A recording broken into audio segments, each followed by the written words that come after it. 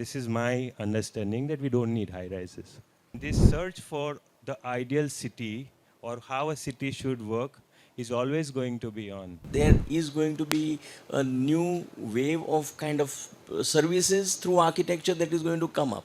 I have to be mindful of being the least harmful architect in the arena.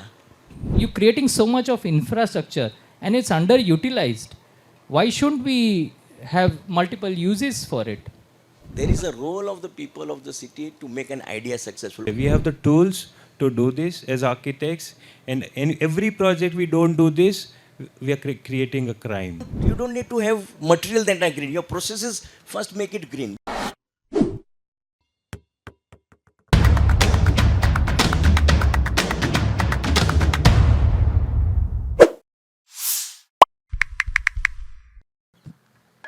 So let's begin the panel theme, which is by that name, Boulevards to Skyline, Decoding the Cityscapes. Architecture is a dynamic field with the commercial sector having equal importance as the residential architecture today. The high-rise office towers, retail shops, public buildings all make up for the commercial sector in the architecture industry. Commercial architecture serves a varied user category with diverse needs and requirements within one particular building or series of buildings. Context, functionality, planning, materials, form, construction technology, and immense other factors contribute to the designing of commercial building. Cities are living organisms, each writing their own stories in concrete, steel, and glass. The high-rise structures are surrounding humanity and humans are in complete awe of what impacts they have on us. So I hand over the mic to Naman Shah to guide the session. Good afternoon. I know it's very hot. I was standing there for a long time. So we're just going to do this in a half an hour slot. And so yeah, we'll start with the first one, shaping architecture with the needs of the community. Basically, what is the connection between vertical and horizontal, between the high-rise and the city below? So what do you think? Is there really any kind of communication in the current cities in India? I think we can do a little longer answer for this. Naman, what happened that with time, okay, how many years Homo sapiens have been on this planet? Any idea? Homo sapiens, that's your species or my species. કેટલા વર્ષથી છે આ વર્લ્ડમાં? Guess. About 10,000? 2 lakh years, okay? And high rises, how many years? Less than 100? So why did this happen? So classically, it has to do with the Industrial Revolution. Industrial Revolution gave an opportunity for greed via capitalism, and thereby everybody wants to be in a city. Thereby you increase the cost of land in the city, and thereby you want to use more of the land, but land is less, so you obviously go tall. I guess that is the stupidest thing I feel which has happened to humanity. So in that sense, though it's given now, I can't change anything about it. But this is my understanding that we don't need high rises. Okay. So what about the identity of these so-called zones, the commercial architecture? I mean, we don't need them, but they're still there. Okay, so this is another wiring which has happened through our education and through what we've seen. We've always understood cities as place to live, place to work, place for recreation, and your utilities. As a result, these typologies were picked up by the developers. That this is my commodity. I want to make a residence and sell, a office and sell, and recreational spaces and sell. But that doesn't work that way. If you look at a human being in a day, આ બધી વસ્તુ આપણે રોજ જોઈએ. Why do we need this kind of a model? So I'm also questioning that, and that is also not required. So basically, there is less of harmony with what is going on, right? Is what you're trying to say. Yes. So what measures can architecture community, architects as a community do? Okay, so I was studying on this campus in 1992 through 2001. Second year housing studio. We used to always talk about creating spaces where the people get to interact. For the last 18 years, I've been trying to teach some of these fellows sitting here at SCET in Surat. What am I teaching? How to create places for interaction. So I think that part has not changed at all. What has changed, I believe, is our tolerance to climate, our tolerance, and probably digital progress has also become a huge competition, and they have started taking away that need for interaction physically. So in that sense, an architect in today's time needs to look for the opportunities, new typologies where people could interact. I think that has become a very important role, I feel now, for young architects and architects like you and me to figure out how to increase the interaction. So basically, we have these commercial buildings, we have public buildings, we have public spaces. But are these public spaces for the public? Are they gated? Because when you do an apartment complex or a commercial office complex, you are supposed to leave 10% common plot. But is that common space really used for the common people? For example, we've been to that the Gurgaon, the IT hub, and you know anybody, people like you and I can just walk over, go to a restaurant, and you know use that public space, which is actually part of the commercial complex itself. So, but they really intended that public and the public space actually are used in what is supposed to be done. So, what are your thoughts on? Naman, when was the last time you went to a public park and had a good time? I just went to see the Parimal Garden, which was recently done. Okay. And how often do you do that in a month or a year? Very less, definitely less. Right? How many of you go to gardens and parks to sit there and relax? How many of you? Okay, quite a few. Maybe under 10%. Not the ones who are going there for, you know, private, intimate time. Yeah, you have got to filter them out. Yeah. But see, my understanding is that with growth in economy, growth in the spending capacity of people, the whole idea of interaction is moving very biased towards consumption. So anything where there is something to consume is something which is more attractive.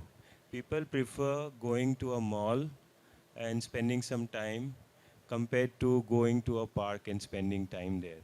So if rather than negating this, as designers, if we are able to convince the developers કે ભાઈ થોડી FSI જાય વાંધો નથી, but can we really encourage this, because this is the new park? Can all the commercial buildings invite more people there?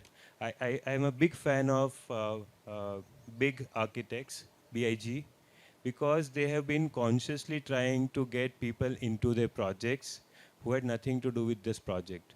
So on a very serious note, as designers, we really need to do a lot of critical thinking of how to leverage these commercial spaces and make it a public place. This So is what basically, the Pani Puri guy outside Parimal Garden should actually be inside. That's what you're suggesting. Yeah, maybe the Pani Puri is being 3D printed inside. I don't mind. Doesn't have to be the gamcha and the dirty hand getting into the pani. So cities like Singapore and a lot of other places, they have increased the amount of common areas that you have to leave for a commercial project. For example, Singapore has 100% in contrast to 10%, which is for us. So 5%. According to the urban design guidelines, 5% is what you need to leave for parks. that is at a city level. I'm talking about an individual building. If I make a So the building, COPs. the COPs, you're supposed to leave 100%, which basically means that I need to have the terrace for that. I need to remove at least half a floor for that. So, and it is used for publics. It's interconnected. And so, what are your thoughts on that actually happening here? See, it's utopian thought in our context because Singapore as a country is small, much more evolved, and for them to really make such decisions is far more easier. In fact, I came across a video day before yesterday about Singapore that they have started thinking about the havoc that AI is going to do to the people. They have come up with a policy that anybody over 40 years of age, if they want to now, if they are going to be redundant with AI, they want to pursue a new course, the government will subsidize that. That is where Singapore is right now. Coming back to your point about 100% COP in the plot, I think it's a great move, but I don't think that fits to a country like India, which has many different climates. So Singapore is one climate zone. India is 5 climate zone minimum. So we need to have a little more complex and better worked out policy. I'm not denying that public places, areas need not be increased. They need to be increased, but they need to be done such that it does not become a compliance issue, but actually it is meaningfully utilized. That's what I feel. So, at a city level planning, like you just said, uh, from Jaipur to Chandigarh to Gift City here, we have lot of these planned cities, old and new. And I mean, the old parts of the city need redevelopment, whereas the new zones which have been designed are designed as per some kind of futuristic city, which we all need in terms of technology and the AI and all that. So there was this project by Patel Associates for Pune of how you actually use the connectivity of public transport, the affordability of housing sector. There's an imbalance which we see here. You know, like Dubai, road pehla ave, ane pachi ghar bane. Here it's more like you build a house and then sometime in future water might come. એટલે there's a big gap which we are seeing between the city level planning and actual commercial build zone that is happening. So what's So the question? anything we can do as a community in which we can help this transition a little faster? No, but where do we want to reach? I don't know. But as a student, if I remember, Professor Varki used to teach us garden city concept by Ebenezer Howard. Then it was these city ideas by Corbusier, which we learnt. That was followed by new urbanism movement.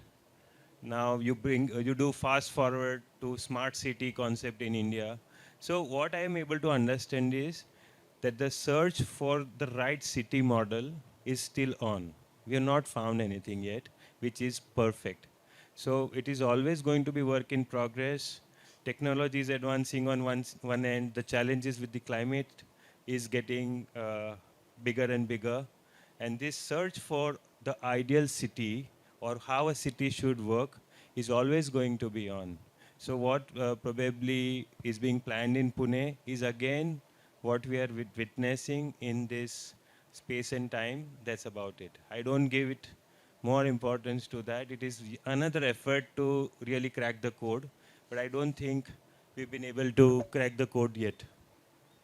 So basically, the government is creating these bylaws by which everybody kind of works around.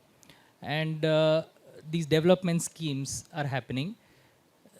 But as you are saying, there is no specific city model which suits everybody, everywhere, naturally. So what do you think about the involvement of actual architects being on that panel rather than bureaucrats just dictating the whole thing? I mean, if you as an architect are saying okay, it's still a study in process in a way, then those guys are not even at that level. And they have a short idea that this is what is going to work. How come we we are not even trying to do anything about it?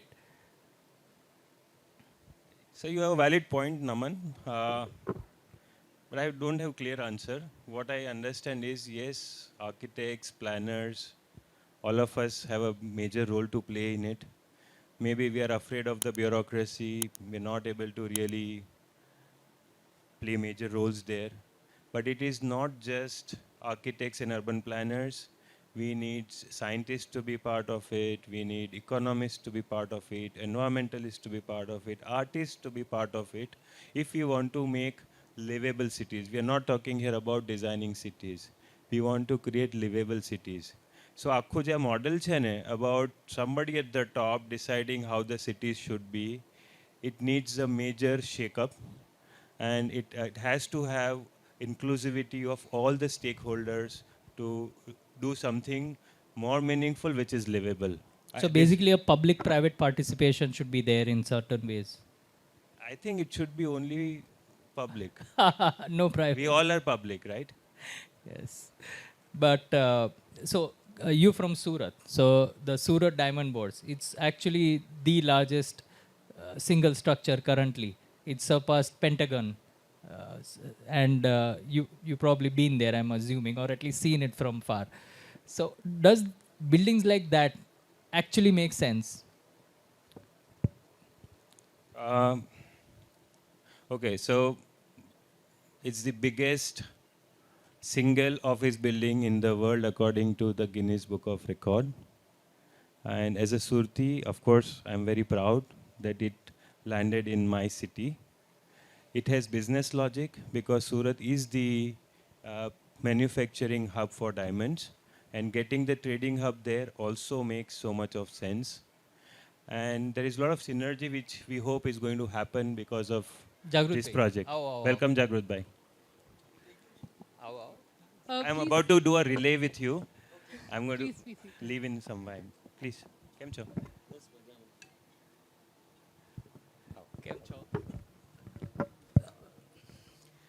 Okay, just Please grab to a mic, Jagrut bhai. just to finish what I was talking about Surat diamond boards. So in a way, these are mammoth projects which give so much of weightage and importance to a city. So it is very good for the city's progress. It gives a lot of identity to the city. But what does it do to the stakeholders like us as architects or engineers or people involved with the construction industries? They call them AEC professionals. I think these are the opportunities to really create benchmarks which inspires the other people. For example, let us take sustainability. If you are doing such a large project, it has to be a benchmark in sustainable ways to building. Karan ke others, what do they look upon? If this is not done really, if it is not raising the bar, then what will? So in that sense, these kind of projects to me are very important in creating benchmarks which inspire the next generations. And sustainability is very close to my heart. So to the core, it has to be sustainable. But buildings of this scale, can they ever be sustainable? Yes, if you ask the business, yes, because Surat Diamond Boards is only one logical step forward of Bharat Diamond Boards in Bombay. Okay, so that is about 3 million square feet. This is about 6.5 or 7 million square feet. So in that sense, it's the need of the industry which has given rise to the design program. So I don't think there's a problem with the size, but it's just that these are opportunities and they need to be looked at opportunities. Okay. So the DMIC is underway. A lot of it is already been made, the Delhi-Mumbai Industrial Corridor. And it's connecting the entire Western businesses all together uh, to ease the logistics and increase development reach, because you have two huge centers, which is Delhi and Mumbai, and in between, if you space it out, it makes all the business sense that it can. Now, so what are your thoughts on the impact which is doing on the commercial architecture in terms of the, let's say a lot of warehouses are going to come, a lot of immigrants will come. There'll be a lot of transition which will happen on that corridor now. And the requirement for these will be very different than what your normal city will actually. It's like the outskirts of a city, just that it's extended from Delhi to Mumbai. So what are your thoughts on the impact that is going to happen on the new buildings which are going to come up there? On the train line and the highways and the type of the building? Hello, hello. So, of course, you cannot stop progress. So, one thing is there, sustainability is on one side, the human need and greed both is on the other side. So, it's going to be difficult to create a balance. I mean, how do we see progress? If we see progress in terms of building, scale, and all those things, then of course, there are going to be buildings, there are going to be a lot of transport hubs, and a lot of things that are going to cater to the new economy, the growth that we are seeing, and there is going to be a new wave of kind of services through architecture that is going to come up.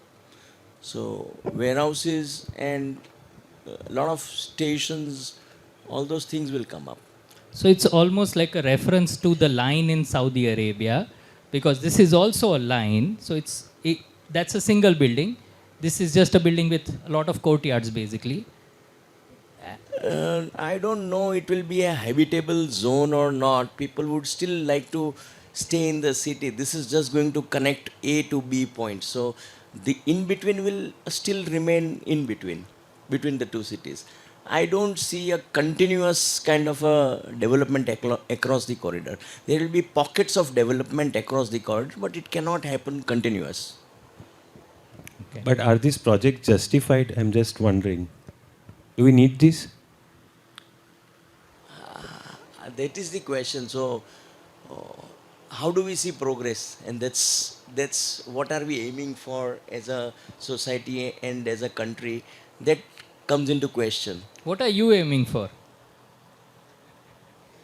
I don't know. I don't have the power to really make a difference to the things, but at least what I get engaged in, I try and make them as less harmful as possible to the environment. Means I cannot say they are harmless, but I have to be mindful of being the least harmful architect in the arena. Okay. So I think I'd like to reflect on this. Somehow I get this feeling that it may sound a little cliched, but architects do live in a silo. As if architect જે કરે છે એ એની જગ્યા પર છે અને બાકીની દુનિયા એની જગ્યા પર છે. I guess we need to step backward, zoom out, and look at the larger picture. After all, we are citizens of this world, and something happening which could be potentially catastrophic. And is there something we can do about it? એટલે આ જે નૈતિક હિંમત છે એક you can always say कि यार मैं अकेले से क्या होगा ये, right? But if at all there is little spark within us which says that I will do my bit, whatever I will build, I'll do it more responsibly, whether it is space optimization, whether it is resource optimization, energy optimization. So that is our contribution. It is not going to go waste. But finding that drive out of this situation which otherwise looks kind of depressing is very, very important, and that might give a meaning to what you're doing or what you're going to do all your life. I think that one little chance banta hai. You got to take a chance in what you believe and do your bit.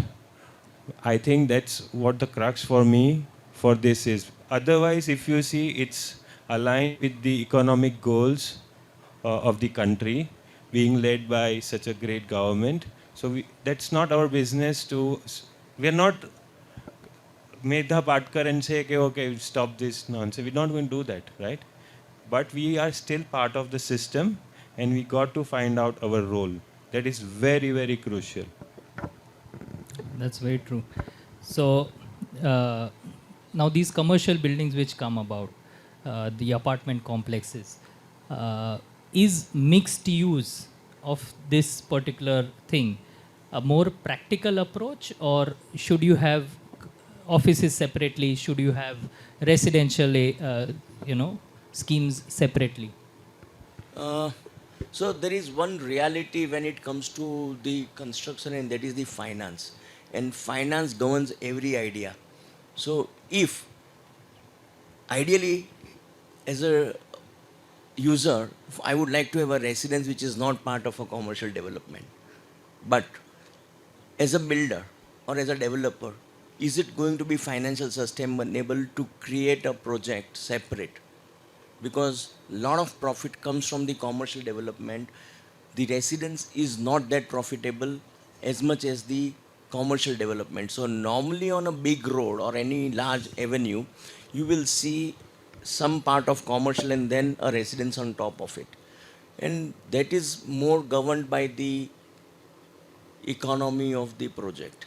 And you cannot do anything about it until unless, I don't know, it is a government funded thing or a social Let's project. say you are allowed to do. What will you do?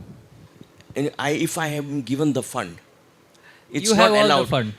If I have the unlimited fund, then ideally I would like to have it separately. Because, of course, a walking distance, a zone, a residential zone and a commercial zone, which is a walking distance. Not like the USA where you have a dead zone of the city and then the live zone of the city. In the morning, the whole central, New York becomes active and it is dead by the night, and it is a big social security threat also in the night to move in those areas.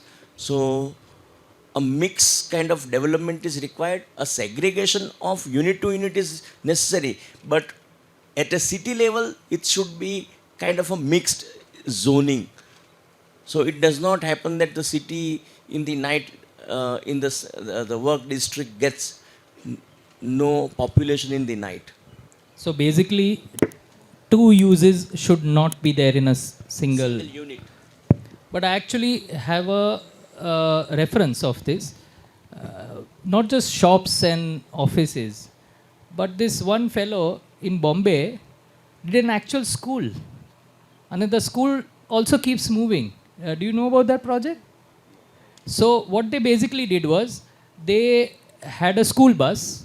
They went around picking up children from the slums and wherever, basically underprivileged people, people who are definitely not going to reach schools on their own. And then these buses are parked in the ground floor of these buildings, these apartment buildings, and they open up, and these same buses actually become classrooms. And this is an actual project which happened about before COVID, and it works beautiful. So why can't we use the dead spaces of a building? I mean, you're creating so much of infrastructure and it's underutilized. Why shouldn't we have multiple uses for it? See, my take on what Jagrut bhai was suggesting is kind of an extension, but also kind of not in agreement. See, very naively putting, we become slaves to developers' logic. And if we look around the world, there are so many beautiful models where a lot of very contrasting things work in a mixed-use situation. For example, in Singapore, there is a public place on which there is a hospital, on which there is a housing. And it makes a lot of sense that a lot of these elderly, they give service to the hospital. And so if you really look at it creatively, the society can be much better, the city can be much better if we try connecting everyone in the city. Just dividing it into pockets and different buildings is not sustainable for me, not very interesting for me. And there are umpteenth examples available in the world for this. It's just that the developer in our context is very scared to try things.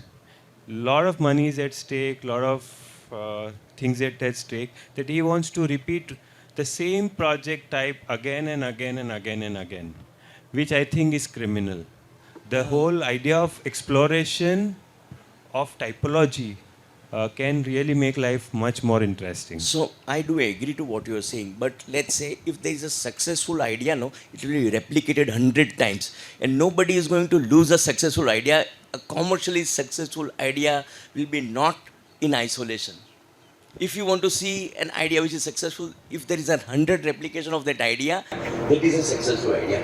There are some models which talk about an intention of few people who see things in a particular way. But if the society accepts that model, then only it becomes a successful idea. Because people would like to put their money and they would like to go and stay and flock there. Okay, there is a demand of people buying that property. No. You know, those ideas are there. They stand in isolation because they have not made successful by the people of the city. And there is a role of the people of the city to make an idea successful. Only architects can propose an idea. But to make it successful, the citizens have to invest themselves in there. Yeah. But So isn't it's a very good point. But again, the good is always the enemy of great. So always keep that in mind. Fair enough. So now we come to a next point. These redundant spaces, okay, anything, whether it's a commercial office place, whether it's a mall, whether it's a residential area, all these have a timeline. A lot of schools in Ahmedabad have also started having morning school and evening schools. The element of the human being who is instrumental for everything that we want. And I think so until and unless every human being is not sensitized or sensitive enough for that contribution, just architecture is not going to make it successful. I think as an architect, what can we do to a building so that it can give back? If In a way, that is the yes. question, then I think if we look at a construction done in a conventional way, then we are looking at a life of at least 40 years, give and take. So 40 years is too long a time for the building to be used in the same way. I think 5 varasthi vadare, there is no future predictability. So in that case, if we are able to create a building which is very flexible, very adaptable, then I think at least you will contribute in reducing the carbon footprint big time. So as an architect, આટલું હું જોઈ શકું છું કે this is what I can give. Another what I can give is design it climatically right so that the energy it's going to consume in its life cycle is maybe half or maybe less.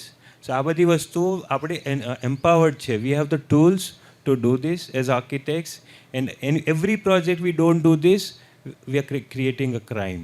That is how I am looking at this. So it is the need of the hour, and we should find ways to actually do it, right? I mean, Manek Chowk in the daytime is different, in the night it's different, it serves different purposes, and it's done without architects. It's just something which it's happens. the people. Huh? It's the people. It's the people, yes, it's the people. So again, coming back to, it's not the architect, it's the people. That is what I'm trying to tell. So, but should we leave everything on the people? Or should we as an architect, what do we do about it? Don't we have a role here? Or it's only the people? It is our ego that tells that we are doing it, but it is not. Right. It's the artist ego which wants to say we are making a difference to the society. No, the society is making a difference to itself through the architecture. Right. Okay, it is going for the right kind of architecture, it is going for the right kind of designer, and they are choosing everything. And one more thing, when you said energy, there is one more thing which, we always celebrate about energy thing, but looking forward, the energy itself is going to be free. It is going to be green. So, creating energy friendly building may not be a requirement of the future. So basically, how important are these LEED, IGBC, all these chapters? I mean, do they impact on our lives, on our practice, on the way we conceive our projects? So, if you understand the standards, these certifications are created to do business and market a product and not to really make buildings green, okay?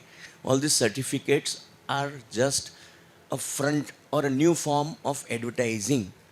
It's a new model. It's in replacing Amitabh Bachchan. It is replacing something else because it wants to celebrate some idea and want to tell people that, okay, you are part of that green thing. You are contributing to the society. But beyond that, I don't know really how much actually it is making a difference, because the product, the way it is made, if you're transporting from Germany to this place, itself it has not become green. You're using so much energy and fuel, fossil fuel to transport it. How is it green anymore? And this is coming from somebody who has deep knowledge about LEED and Okay, so in my limited capacity of founder of IGBC Surat chapter, I would like to throw some light on my thoughts about this. Point number one, architects, like I said before, love to live in their celebrated silos. Whenever anything comes to measuring things, establishing measurability of things, they sigh away. There is a huge inner resistance to understand engineering. Whereas you can't really separate engineering and architecture or design from any object. Like your phone, where does engineering stop and where does architecture, the design start? પણ આ જે અંદરનું resistance છે ને, એના લીધે most of the designers, they never go through the process of certification. Trust me on that. You get one project certified with right intent, you will be a much more evolved person in terms of sustainability. You will start understanding, I don't have to just do the buildings. મારી લાઈફમાં પણ આ જરૂરી છે. I can promise you that realization if you go through one certification thoroughly. I'm telling you this after having done more than 30 platinum certified projects. First net zero energy factory in India. First certified pre-nursery preschool in India. It is something which will give you a real tool to understand how things ought to be. So that is for the defense of certification. Number two, once you crack this, you don't need to get certification done, because now you learned how to do it more sensibly. Number three, to an extent I agree with him that if not looked in the right way, it's a greenwash. It's just about scoring the points, this entire system. પણ પેલો ગાંડો હાથી હોય ને, એને કશેક તો એક દોરડું બાંધવું પડે ને. જે માઇન્ડલેસ રીતે કાચના બિલ્ડિંગ્સ બની રહ્યા છે, માઇન્ડલેસ રીતે ડિસિશન્સ લઈ રહ્યા છે, વોટર વેસ્ટ થઈ રહ્યું છે. So then there is something which says કે ઓકે બોસ, એટલીસ્ટ માપ તો ખરો કેટલું થાય છે, measure it, see what it is. Now you can't do more than this. આટલું થશે તારાથી. So gradually all these rating systems are twisting and making it smaller and smaller, the gaps. All systems evolve every year. એ લોકોના parameters are going down, but you can't do it suddenly because nobody can otherwise manage to do it. So in that sense, it's a very well carefully thought out system which is really getting there. Fourth, till now, going green was a fashion, was an option, right? Now, if you look at what is happening at the policy level in India, after 5 years, if your building is consuming more than X watt per square feet, you manage your own power. If you are using more than X liters of water per square meter, you get your own water. That is where we are getting into very soon. So, આ બધી વસ્તુ પેરિસના agreement સાથે જોડાયેલી છે, ઇન્ડિયાના goals સાથે જોડાયેલી છે. As a designer we feel it is okay not to know about this, and that is where my humble request is, please step outside your shoes of an architect, look at the planet. તમને લાગશે કે આ એકવાર try કરવા જેવું તો છે. સો that's little bit of thing for the green certification. No, I totally agree. But I give an example of what designers do. You know, they create this pattern in the floor and then they cut the tiles. You use energy to cut it. There is a wastage that is created. You don't need to have material that are green. Your processes first make it green. You make those usage of material and design simpler so that you don't waste material. How much waste are you creating through design? You're not aware of. That comes later on. Then I'll use, okay, fine, I'm using a better glass, I'm using a better rated glass and better rated walls. But are my design processes or what my design demand is making it successful? I have a control on that. Okay, let's say for all manufacturers, they are not doing anything, but what as a designer you are supposed to do? That is what the question is. Can we really design something that we are having the minimal waste of material, minimal resource use? I am not seeing it around. If you look at all the design buildings and all the houses, swanky houses around, and we architects are making them. And look at the usage of material, look at the number of patterns and how many cuts and everything is required to create that. So basically, the skyline will change if people actually start understanding, or at least At least, I would say wastage because of the material, and the shape, resources. We should start from that design board and not at the material level. You know, and it's the sensitivity should start at, okay, if I do this design and if I do this design, the wastage is going to be so little. Why don't I do this? But to make it attractive, you say, no, I'll have so many patterns. And I think so that is where we should question first. નમન સ્કાયલાઇનનું જે થવાનું તે થાય, life will change. So that is where we got to look at. so I think we should all get into IGBC Surat chapter. Barabar ne? No, it's definitely something which is Just to give you a fact, that please. most of the green certification consultants are air conditioning engineers. very true. Very Architects came nathi. Just I'm, ask yourself. I'm asking, I don't know much of activity about IGBC, but do you scrutinize the design? Is it a green planning and a green way of detailing of things? Because a lot of times you focus on the material that has been used or the things that is used, but what about the creative ideas or the ideas which are not green? So કોઈ basically, બી habit change કરવી હોય ને તો you have to work gradually on it. You can't expect કે suddenly change થઈ જાય.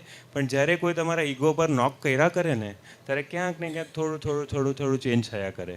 And I think we have to, our job is to keep doing that. આમ magic નહીં થઈ શકે, બટ આ થવું જરૂરી છે. No, I'm just asking, is the design also ranked in terms of green or not? Not in terms of the specification. Specification is one part of it. But yes, how do we, I'll tell you. If you go study the IGBC interiors rating system, there is also points for optimization of space usage.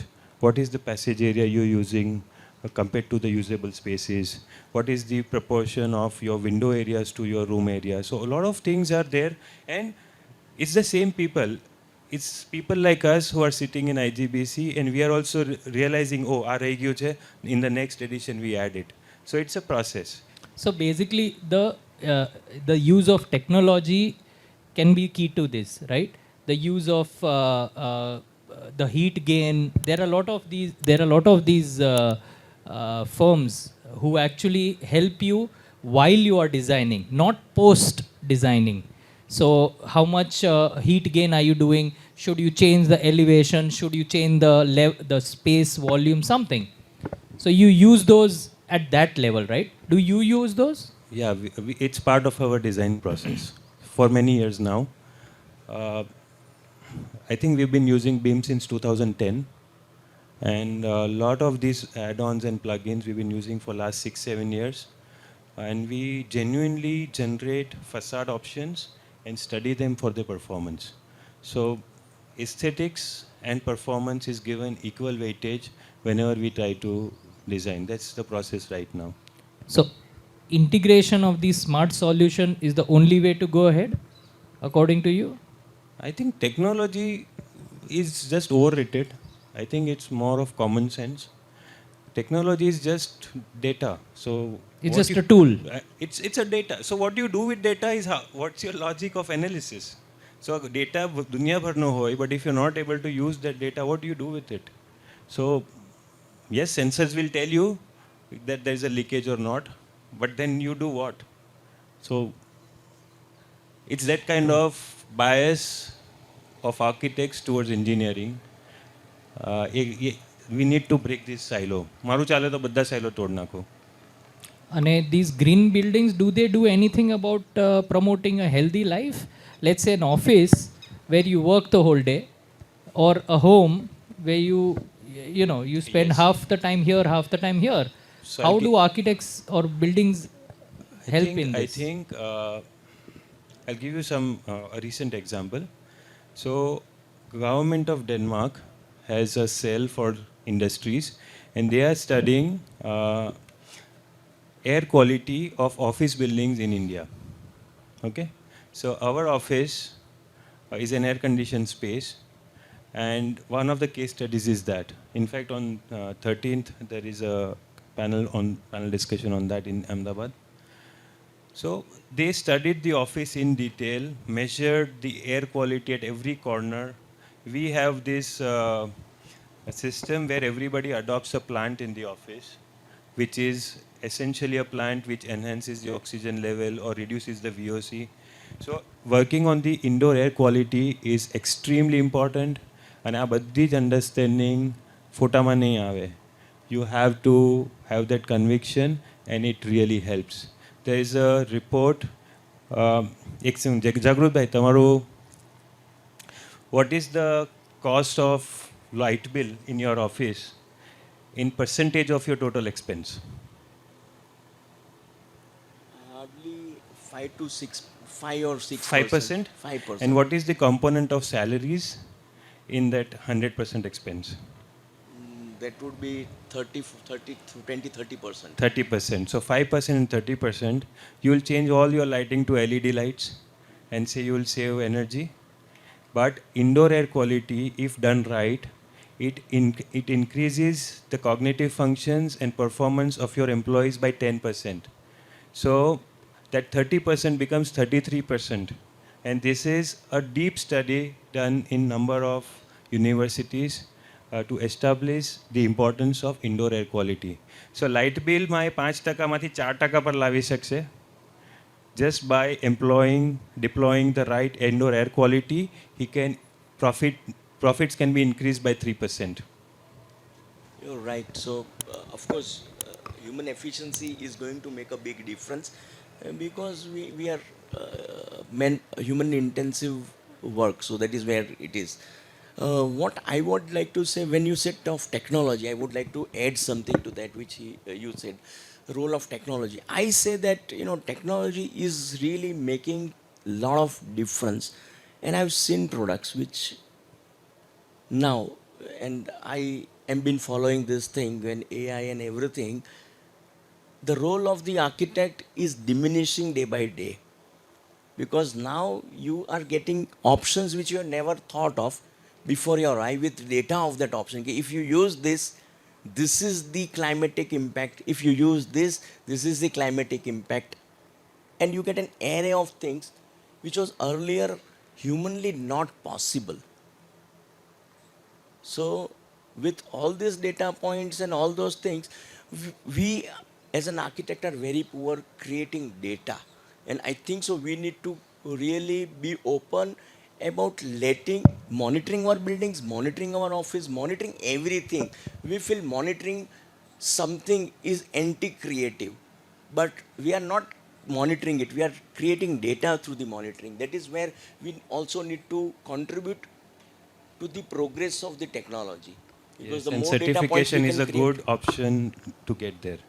Huh? Certification is a good option to start walking on that path. for creating data. That's true. And I'll just conclude by basically the last question. Where do you see commercial sector of architecture heading in the future with the amount of speed in the construction that is happening? See, what I feel is now the large office model is going to go. Because of technology, your accessibility to your work is not space based. So you don't need to be in a particular office or a proximity of 5 people to work together. Collaboration is remote now. So I don't see the percentage, like if there is an X population and there is a percentage of what commercial is required to serve that population is going to keep on decreasing day by day with different advent of technology. So AR and VR and everything is also going to reduce your requirement of traveling, and lot of way things are going to change.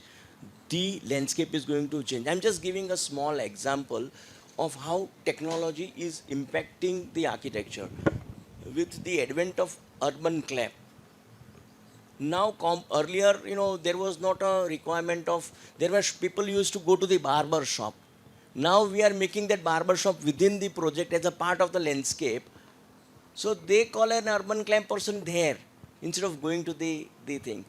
That person does not need to invest in a shop. So that reduction is there. A lot of kind of with online shopping, online things, showrooms, everything, every requirement is down. So I feel that the load or the development of commerce is going to go down, the residence is going to go up. People are going to go look for better houses, better living standards, bigger houses. And it has already started post-COVID.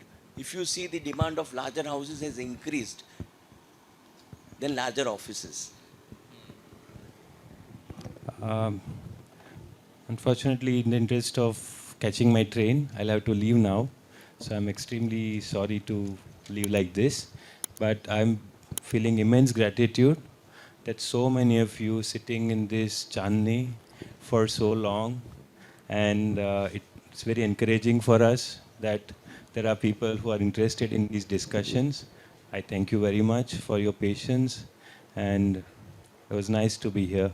Thank you. Thank you so much for being part of this discussion. It was very enlightening. We delved into public spaces and LE design, everything, and it was very enlightening.